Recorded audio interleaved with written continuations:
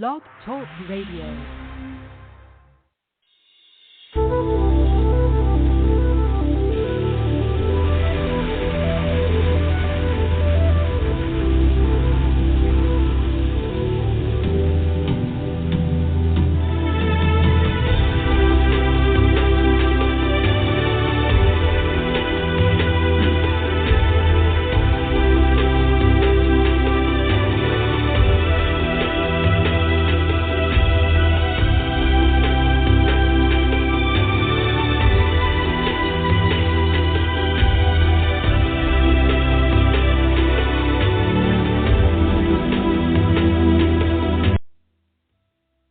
Hello, everyone, and welcome to the Aha Moments radio show for the inspiration, education, and celebration of enlightened living worldwide.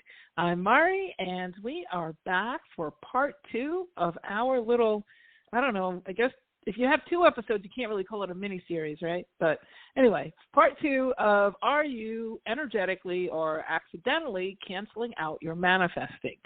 So we had a lot of questions come in from the last class, and I wanted to go ahead and give you 5 more nuances to how you may be energetically canceling out your manifesting. Now, I know this is a hot topic, and everybody is kind of into manifesting. One of the biggest keys is working strategically, not just tactically, looking at the whole ecosystem of what you're attempting to do and evaluating that in a more holistic way. When I say holistic, I don't mean like health food. I mean like making sure that you are evaluating what you're doing in your manifesting from 4 quadrants.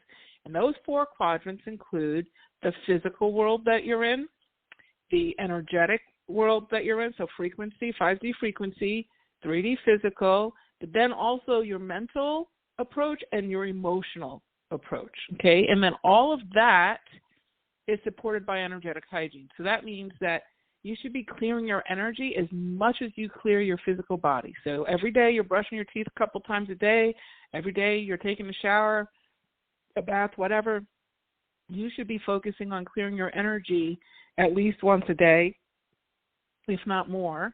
I'll probably do a different show on exactly what to do, but you should be asking yourself, okay, have I done my energetic hygiene today? Have I cleared? Because if you don't have a clear field, it is really easy to mess up your manifesting, okay? You can sit and do meditations and affirmations and vision boards and, what do they call those? Some people call them the timelining things and parallel realities and all of that. But if you're doing it on gunky energy, they say you can't put lipstick on a pig. Well, I guess you can, but it doesn't quite work. It's the same thing. If you have gunky energy and you're trying to bring in the new stuff, then it just creates more resistance. Okay, and gunky energy includes things like constantly thinking the most negative, constantly, catastrophizing, comparing and competing, procrastinating on what's really meaningful to you, feeling unworthy of what you're asking for. There's lots of hidden blocks, and, there's plenty. That's probably another whole show, too. But it's really important to make sure that, first of all, your energetic hygiene, that you've done your clearing. So even if it's just before you sit down and do your manifesting work, which requires its own quiet space. Like, don't try to do this in the shower and driving down the highway and, when you're working out. It really requires that you sit down and you have an anchoring session, a formal anchoring session with your manifesting, where you're really just focused on that as the sole activity. So your brain waves are all going in one direction. It's not like your body cycling on a bicycle and then you're trying to listen to a podcast and you're thinking about, oh yeah, I think I want, a trip to Tahiti. Like, that's not going to take. Okay? It's just too many moving parts, too many, crisscrossing distractions. Okay, so energetic hygiene, super important. Looking at this whole thing holistically, looking at your manifesting strategically is very, very important. And that might be another another podcast. But when I say that, I I think that what happens is, and I've seen this a lot when people first start in my classes, they come in and they're like, well, I tried this and I've tried that and I've tried this and I've tried that. And it's all one tactic to tactic to tactic to tactic. And one of the things that I have an MBA in marketing, and I was in the marketing world for a very long time. And I guess, essentially when you have an online business, you're still in the marketing world full time. But it's important to understand that when you're doing an advertising campaign, like I worked in had major advertising agencies that I managed for the corporations I was working for and consulting for. And one of the things you'd have people come in and say, okay, well, the client says, okay, well, we want a coupon because that coupons get great statistics. And it's like, okay, but what does the coupon connect to? How are you going to communicate about that coupon? What is it? What about all the people who don't use the coupon? What about the waste of the coupon? And you have to think, okay, where does that fit into the strategy? And one of the things is it's at the time it was 7 touches to a customer before they would actually buy the product. So you could do a one-off, the corporations know this, so they would do a whole marketing campaign, a full strategy. But when I got to the online marketing world, people would say, oh, the best thing is the video. We need a video. Okay, and then that would go out. That videos wouldn't work, so then they run over, okay, we need to be on Twitter. And then that wouldn't work by itself. And then, oh, well, it's got to be Instagram, and TikTok. And the way that a campaign really works is you have multiple touches in various areas of people's lives. So some people are going to be more auditory. So, yeah, you might want to have a podcast. And then some people are more visual. So then you might want to put your podcast on YouTube, so people can watch some sort of slideshow with the podcast. And then, you have something in print. Some people like to read so that you get notes from your show and you put a blog post up. And some people are like a little snippet. So then maybe you do a reel about for Instagram or TikTok for that same topic. But it goes like, the same topic is covered in 5, 6, 7 different ways, right? So that's what we consider to be a strategic approach, a big picture approach, understanding the ecosystem of what you're trying to do, and then what you're trying to manifest, understanding that ecosystem, and then making sure that all of your dots connect, right? So if you go on, Gaia TV and you see a show with, the late Wayne Dyer, and he says, oh, the wish is fulfilled. And then you go over and you run over to Instagram, and there's some little new person with the tarot card saying, oh, Mercury is out of something, and this is that, so that could never happen, and then you run to it's not a strategy, right? It's tactic to tactic. They're not connected. And then people have a tendency, and this is the worst thing that happens, people have a tendency to start then saying, oh, that doesn't work. Oh, that was a fad. Oh, that didn't count. Oh, that. And they're just looking for the new thing, the new flavor of the week. Right? You don't want to be that. That's like muggle beings, right? What you want is the magician approach. And magicians, when you say magician, and I mean magician meaning that you recognize your fluency, your energetic abilities, you recognize that you are an infinite being. You recognize that there's way more of energetic you than there is of physical you. And you start to be able to get fluent in that and flip the switch so that your energy proceeds, your frequency is first. And then the physical follows where your frequency goes. And when you understand that, even just that basic idea, you're already a zillion times ahead of the average person. Now, when you start to think of your manifesting as a project for a particular thing, and you start to create a strategic approach, and then within that strategy, you will have 5 to 7 tactics that you're doing so that you're covering all of the frequency movement of that, so that you want that manifesting strategy, then that's a totally different thing, because now you're kind of sealing it in a cocoon where it can actually incubate. If you're doing this tactic and that tactic and running to here and running to there, you're creating a mess. Okay, it's like saying, okay, I'm going to bake a cake, but I'm only going to use flour today. The flour didn't work by itself. Oh, let me just try the butter. Oh, the butter by itself. Oh, okay, let's get the cocoa. I wanted chocolate anyway. The cocoa without the sugar is not going to work. Right? You need a recipe. You need that strategy, right? If you think of a recipe as strategy. Okay, so that not having a manifesting strategy is one of the things that can cancel out your manifesting without you knowing, because unbeknownst to you, you're like, okay, well, these people all over here, there's all kinds of testimonials that they use, this mind method thing, and that just worked wonders. And, if I just do that, then that's going to work. Oh, there's a tapping thing going on there. I can manifest with just that. Well, you know what? Tapping fits in under energetic hygiene because it's a clearing thing, and it's a movement of frequency thing. Meditating is a centering thing, okay? But when you're actually channeling, and I teach this in the academy, when you're actually channeling your higher self, meaning you're getting a two-way ongoing conversation, this is not trance channeling, this is not going to the trance talking like somebody else. But when you have that personal channeling ability with the rest of you, with the energetic side of you, where you can have tactical, tangible, conversational relationship with your energetic side of you, that side that's connected fully and consciously to the infinite, which has all the answers, all the solutions, all of the help, all of the inspiration, when you have that two-way conversation where you know how to initiate it, how to recognize when your higher self is initiating something to you, how, knowing how your higher self works with the environment, with sending messengers, with sending messages, how to know the difference between a sign, a symbol, a synchronicity, a long-form message, how to know how to get that message down on paper or on a recorder, how to know how to trust it, right? How to feel a sense of knowing instead of being attached to thinking and analyzing and judging and truncating yourself, right? When you get that going, then you're creating that environment that allows these manifestations to just pop. Okay?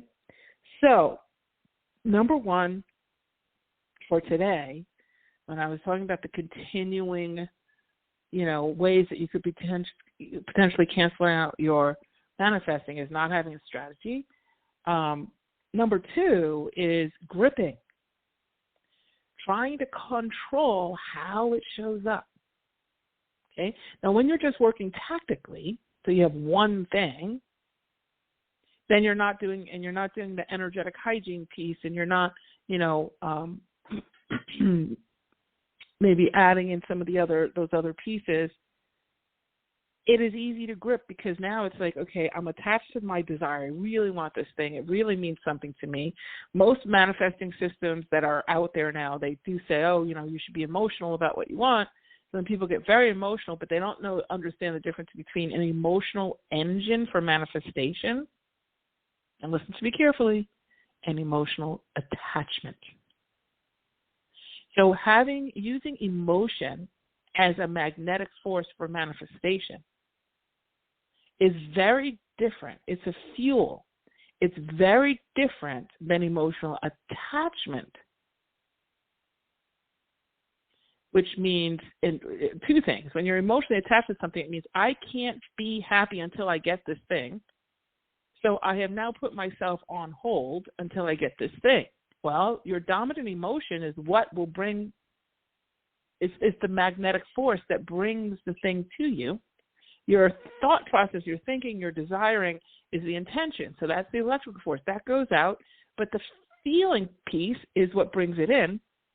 If you're feeling so much that you're attached, meaning I gotta have this, then you are more than likely arresting your happiness until you get it. Like, it's not real until it's in your hands, and then you are not allowed to have that emotion until it's in your hands. So then you play with the emotion because somebody said to, but you're not really using it as fuel. You're actually now using it as repellent. Because when you are emotionally attached, I'll tell you what emotion you're really promoting. You might think, you're saying, okay, I'm going to practice joy. I'm going to be joyful about this. Oh, I'm going to be happy about this. What you're practicing in reality, the dominant emotion always wins, whether your mental mind is letting you recognize it or not. So in reality, what you're practicing is fear. When you're emotionally attached, you're arresting yourself in what I consider to be a frequency purgatory, because you're putting yourself in a holding pattern because you're waiting. Then, instead of being, open to receive, now there's a defensiveness coming up, because it's like, don't let me down.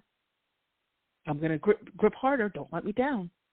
Don't let me down. I've been let down before. So now you start going into the past. Let me just say this to you. You will never find what you want in the past.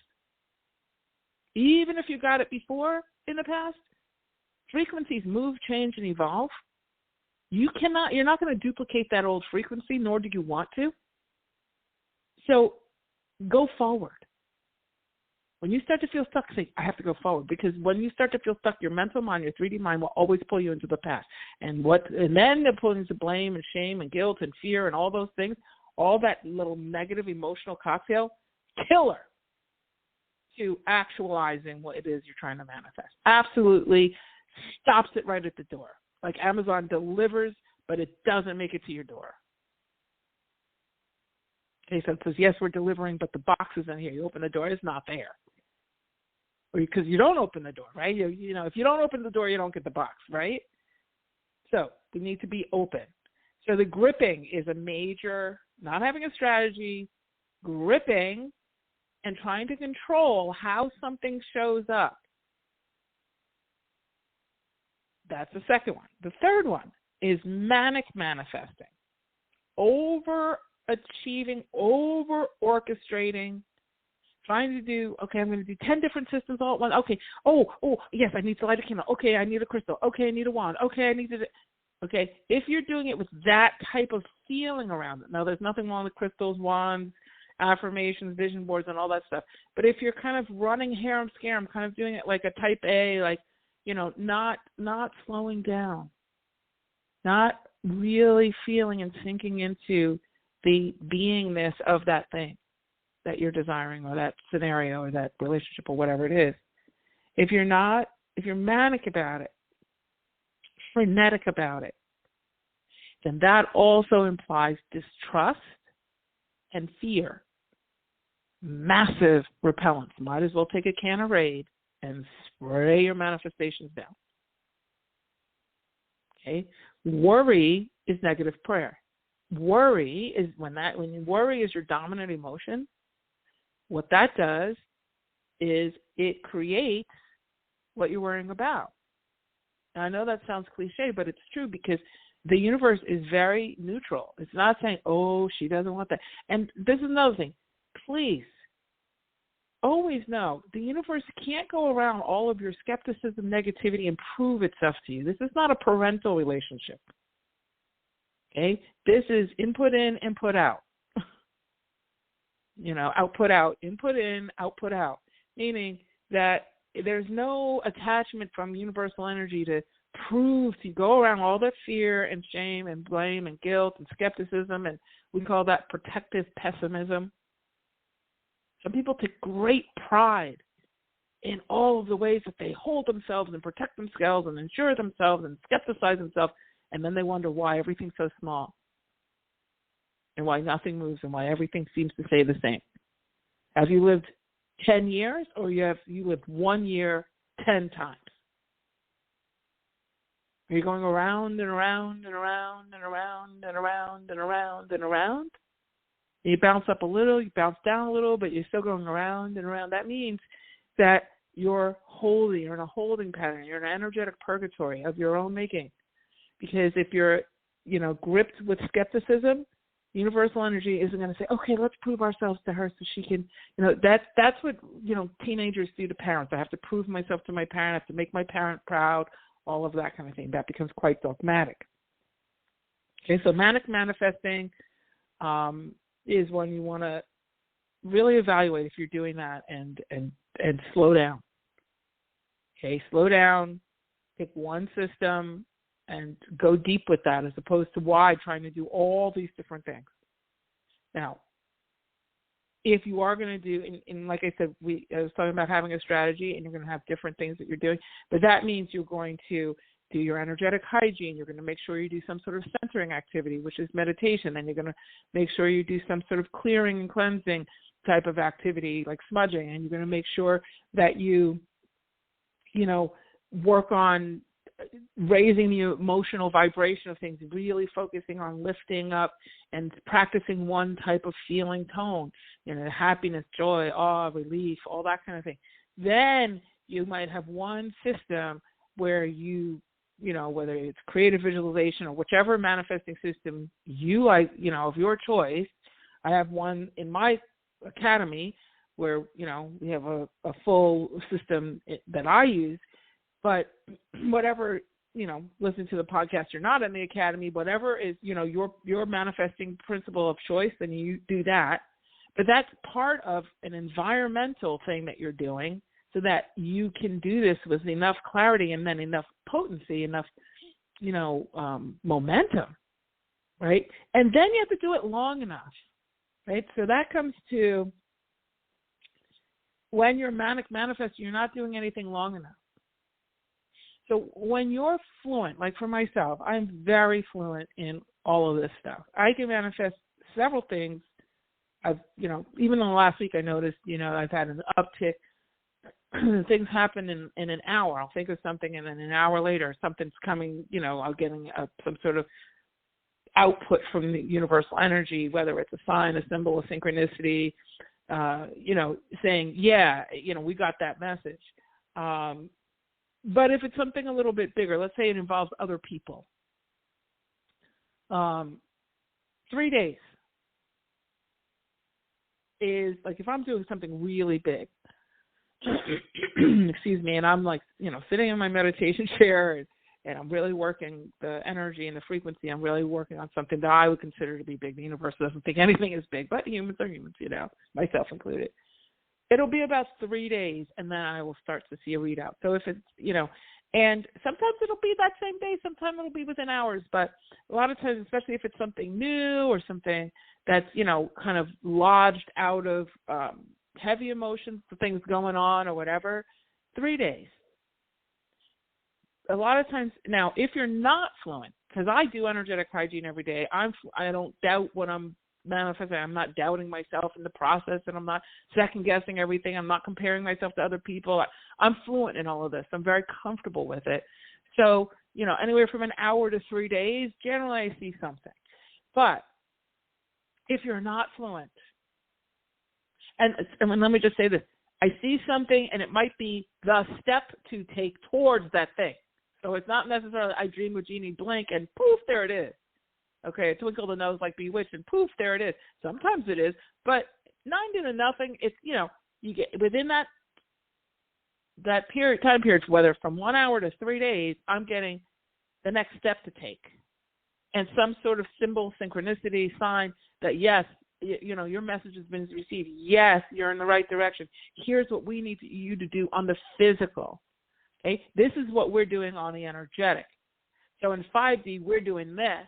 But in 3D, we need you to do this, right? They may need you to fill out. You want to get into a specific, university. Well, you got to fill out the application, right? You can't just say, okay, universe, fill out the application for me. You could maybe say, channel the application through me. So, like, let's say you have a college essay to write. You could channel that if you're fluent in how to channel your higher self, yes.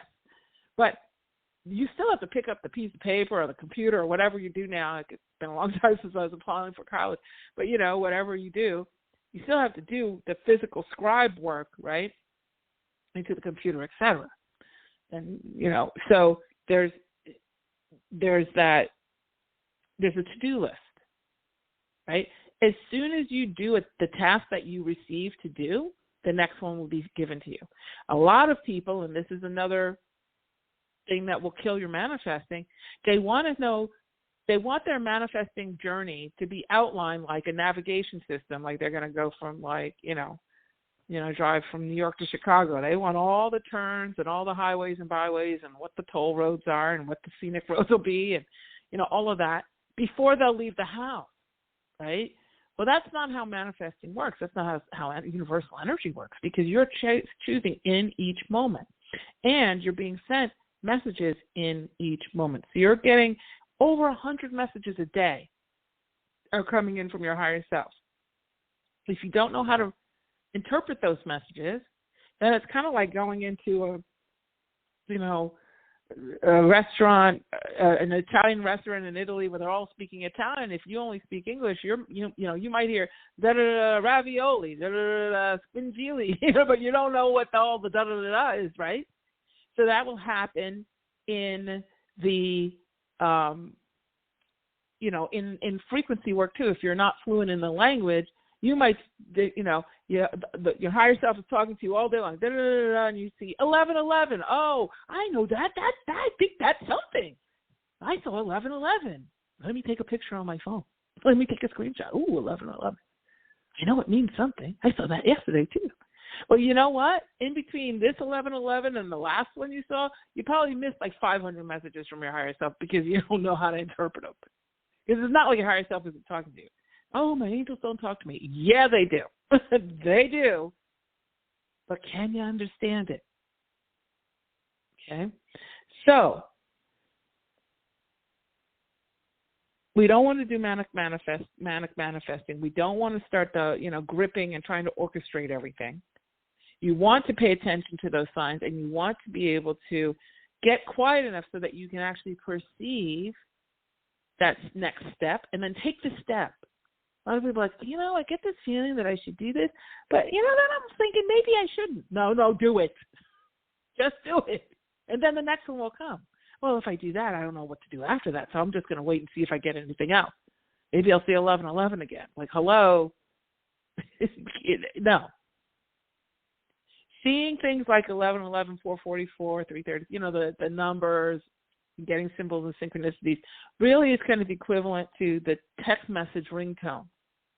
So you hear the bloop, and it's like, oh, where's my phone? I think I got a message. But it's not the message itself. It's just a bloop, an alert that there's a message waiting. So seeing 444, 1111, that's like oh, that's my text ringtone. I should be stopping and listening. And you can say, higher self, hey, I think you want to talk to me. You want to give me a message. Can you give me, a message? Can you tell me what it is you want? Or can you lead me to something? And then you can keep your eyes wide open, keep your ears open, keep your cells open. That you want to feel that knowing, right? They say, oh, I knew within every cell of my being. That's where you want to be. Okay?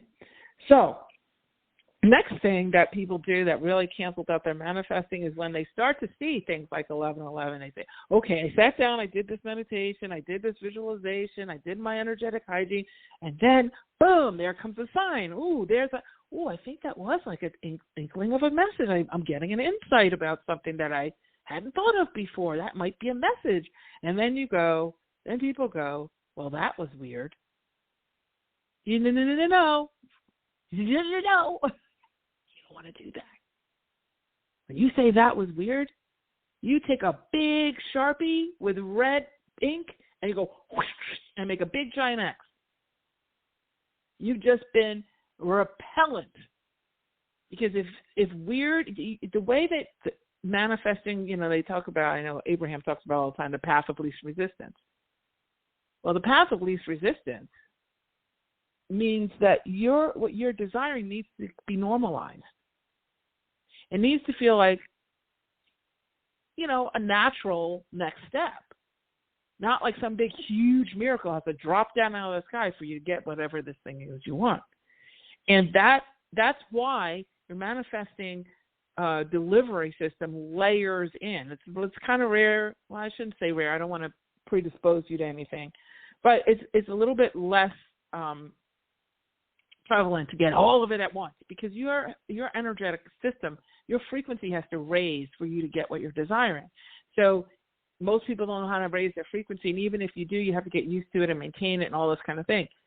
So if you say that's weird, then you're saying, oh, that's not normal, and then you push it away, because your mental mind doesn't want to receive anything that's weird. Your mental mind has been taught to repel things that are weird, to doubt them, to be skeptical, to push back, to protect yourself. So you're saying, yes, no. and you're including push me, pull you energy. But I want my stuff. But that's weird. I want my stuff, but that's weird. I don't really want to. That's weird. But I don't. Come on. Okay, it's just like if the Amazon guy comes to your house and he knocks on the door, you open the door and you look at him and you slam it in his face. He's like, "I wasn't kidding me right now." He knocks on the door again. Okay, you open the door, and you slam it in his face. I mean, come on, because it doesn't work. So stop saying that's weird. And instead say, that's interesting. That's much more invitational. Okay, well, if that was something, and I'm new to this, I'm maybe not that fluent yet, but hey, higher self, that looked interesting to me. Can you give me some reinforcement? Can you give me another thing? I'm open. I'm all ears. What do you got for me? And you can be that casual. In fact, that's normal. Talk to your higher self the way you would talk to your friend. And it's the friend you like, not the friend you don't like, okay? So don't, you know what I mean? But, you want to talk to, you want it to be colloquial. You want it to be natural. You want it to kind of be the way that you naturally would be. It's much easier to be conversational the way you naturally be, as opposed to, bless me, Father, if I have sinned. Prayer is a different thing.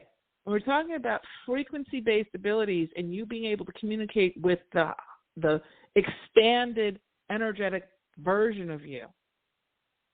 Okay? That's a different track. This is more physiology than it is dogma or religion.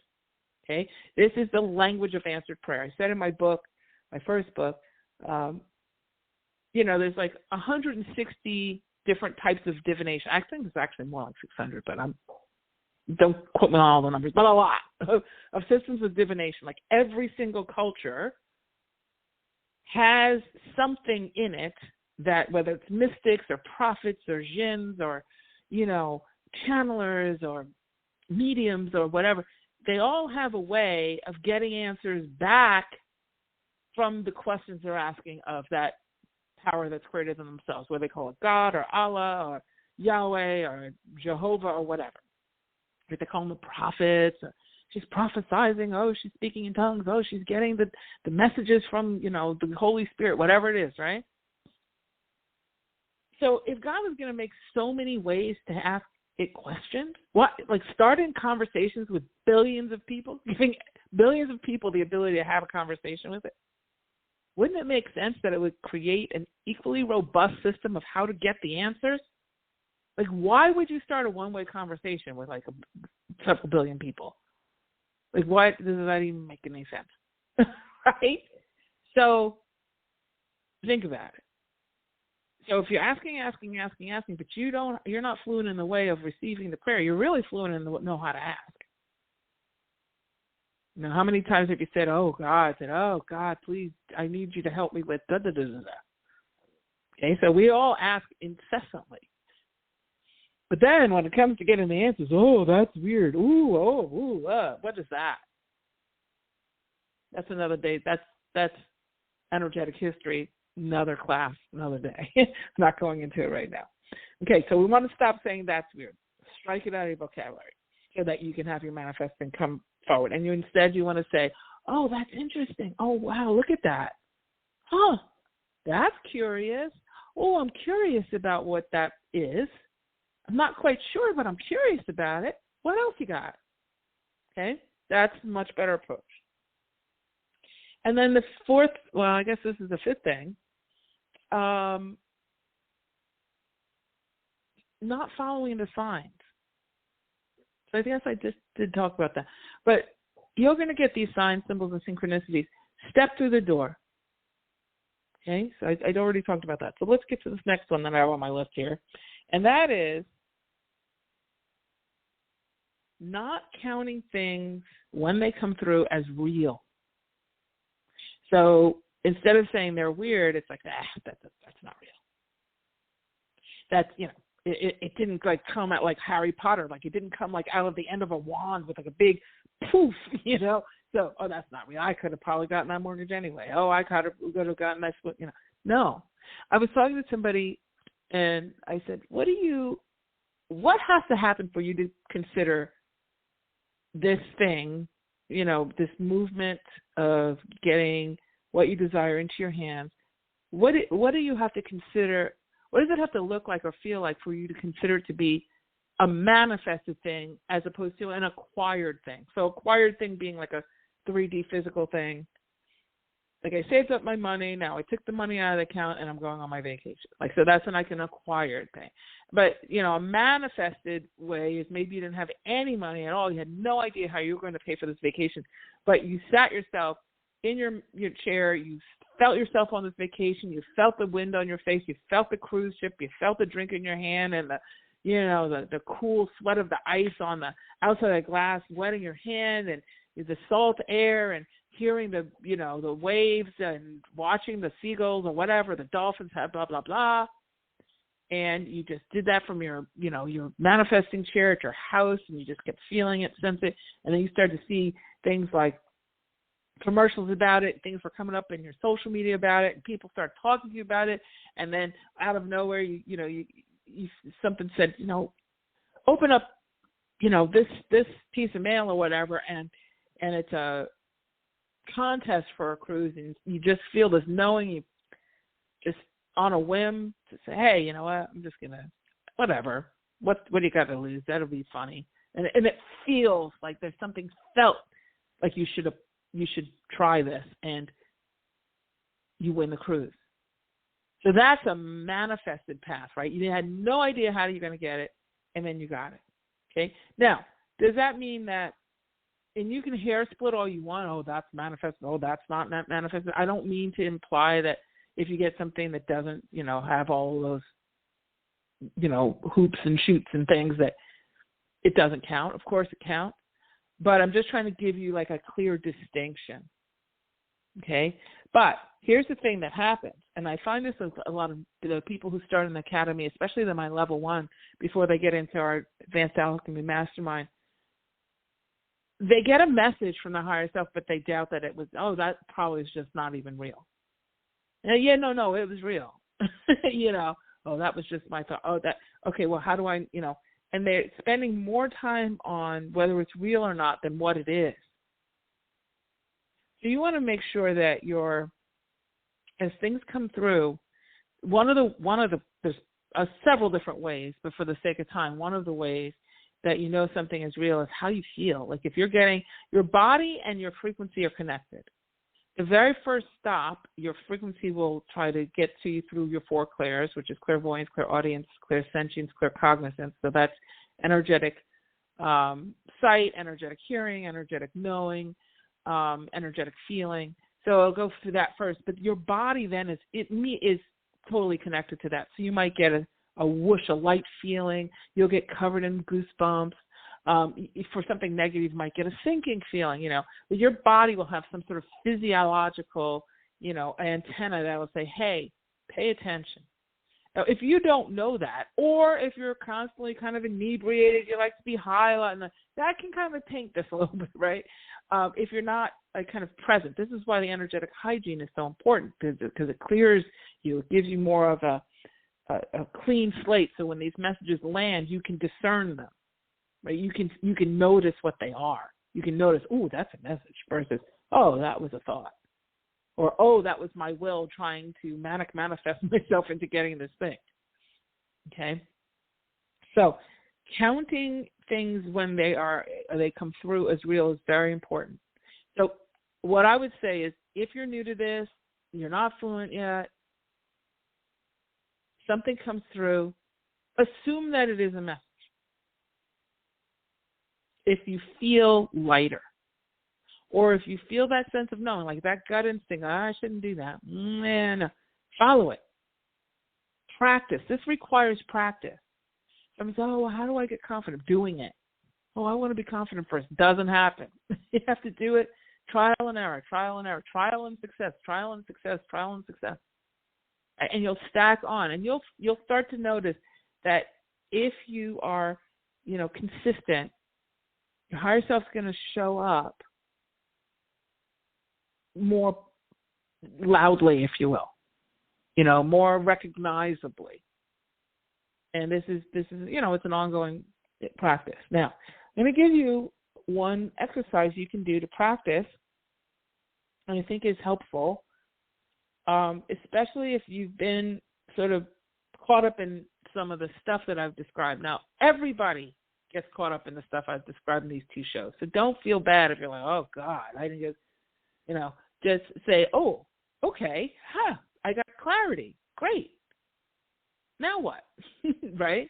Now what? So one of the things that I found when I was going through like my learning phase of all this stuff in my beginnings, a couple of decades ago actually, one of the exercises that I found was really, really helpful. And whenever I need to kind of, let's say life gets a little wild and I need to go back to basics,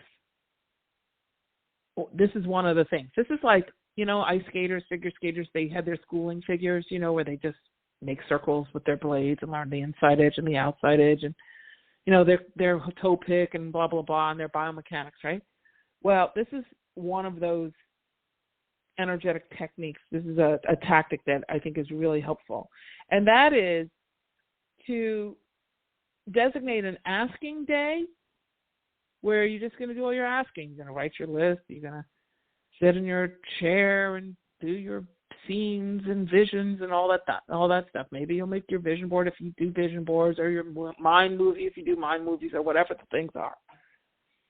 And then you're going to turn off the asking, and you're going to have the next day be receiving day, where you're just going to have a day where you're like, okay, I'm going to drive around today. I'm going to go through all my day, and I'm just in receiving mode. I'm willing and open to receive from everything that's good and everything that's uplifting, and any signs, symbols, synchronicities. I'm not spending, my day asking for this and asking for that and wondering if it's coming and judging whether I got it or not and wondering if I should do another vision board or light another candle or hold another crystal. I'm going to not do any of that. I'm just going to be in reception mode today. I'm going to be receiving. So in that case, you're going to keep a notebook with you, maybe like a little memo pad, and you're just going to say, I'm open. I'm just going to stay present. Now remember, you can only receive in the present moment. If you find yourself, your mind gets habituated to going to the past, then remember, pull yourself up out of that, because you can't get what you're asking for in past frequency. So if you're thinking about, well, if she only had done this and didn't do that, then we wouldn't have this problem and this problem, this problem. And then all of that sucks the energy out of the present moment. It completely weakens, and it completely cements you out of receiving what you're looking for, because now all of your energy is going backwards, and you're not going to find those answers. So one of the reasons why you hear a lot of spiritual leaders talk about forgiveness is that if it's not forgiving like the person for hurting you, it's like forgiving the debt of the energy still being attached to that thing. They're saying, okay, I forgive you. Give me my energy back. Okay, thank you very much. I'm filling my spot back up. If you're sitting there perseverating over what somebody did 2 days ago, 2 hours ago, last week on that phone call and this, if you're doing it with emotion, not as opposed to evaluating, like a post-mortem evaluation, okay, what actually happened there in that relationship? Like if you're with a therapist or something, you have to kind of go back and say, okay, what actually happened? So you can get clarity on what actually happened and tease that out so somebody can support you in getting more insight. That's a different thing. But if you're like perseverating on the past and, oh man, I wouldn't be in this situation if they had just done this. And that's your 3D mind saying, I don't really know how to go forward, so I'm just going to keep going backwards because it's familiar to me, and right now I'm upset, so I want to feel familiar. Kiss of death to manifesting. But your 3D mind will say it's a comfort zone, even if it's painful going over that memory over and over and over again. Okay? So what you want to do is say, I'm going to have asking days where I can just have at it, make all my lists, and go test drive the car and an open house of the house, and look up cruise ships on Google or whatever. But then on receptive days, on receiving days, is just you wake up, it's like, okay, open to receive. I'm willing to accept. I'm able to allow. And I'm just going to be willing and listening. I'm listening today. And that's how you start that two-way conversation, because then you give your higher self, your energy and frequency and, all the things, access to you with not just, with attention, access with attention, right? Because normally you say, oh, well, I'm always open to receive what I want. But yeah, but you're so busy and you're so busy in your head and your emotions are all over the place and you're, running from place to place and attachment to attachment and this relationship and that friendship and this she didn't do, whatever. There's no room. And even if they send the messages, which they are because you're getting over 100 a day, you won't get them because it's too much busy. So we want to make sure that on receiving day, you say, okay, it's a quiet day. And the more advanced you get with this, the more acclimated you get to it, the more fluent you get to it, you will find that this is much easier. It'll be much easier to have the receptive days because they will be so filled with so much good stuff. Signs, symbols, synchronicities, aha moments, manifestations, things showing up. And you're like present enough to say, wow, wait a second. I forgot I had that on my bucket list. And boom, there it is. Right? And then you go into gratitude. Right? So on receptive days, if you find yourself falling back into like thought patterns and, all that stuff, and you want to switch it immediately to gratitude. Thank you so much. So it is. It's all the way to here. Thank you so much. Thank you. Thank you for delivering, whatever it is I need to bring this thing in. Thank you for delivering it, period, right? But go into gratitude. So that's a great antidote for the racing thoughts, is to just move into, I'm going to just be quiet and open to receive, and I'm just going to be grateful for what I've accomplished so far, grateful for the opportunity to even know that I could, play with this idea and move it on. That's going to raise your frequency. That's going to make you much more receptive to receiving. That's going to allow you to have mistakes, but know the antidote so that you're not like blowing yourself up and starting all over from scratch again, or God forbid, giving up on all of this and thinking it was just a stupid fad and, you should just go back to your logic and work hard constantly and aimlessly, right? So I hope this has helped. We are registering folks for the 5D Academy. We'll be starting classes in September, but we are registering now. I've had a lot of nice registrations. I'm really excited about working with all the new people. And if you'd be interested in potentially coming into our academy, I'd love to see you there. And you can send me an email at support@ahamomentsinc.com, support@ahamomentsinc.com, and just put interested in learning more about getting fluent in 5D frequency.